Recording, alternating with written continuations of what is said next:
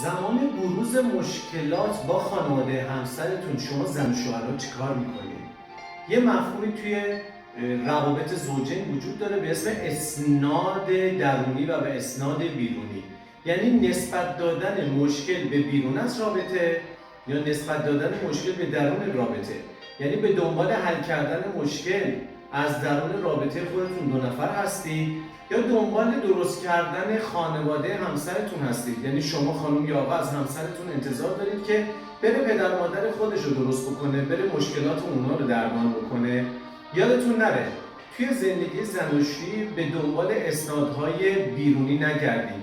یعنی دست از کنترل بیرونی بردارید و به جاش به درون رابطه بپردازید و رابطه رو از درون خودتون بررسیش بکنید و با تکنیک راه حل مسئله، بارش مغزی و حل تعارض به رفع مشکلات زناشویی خودتون بپردازید.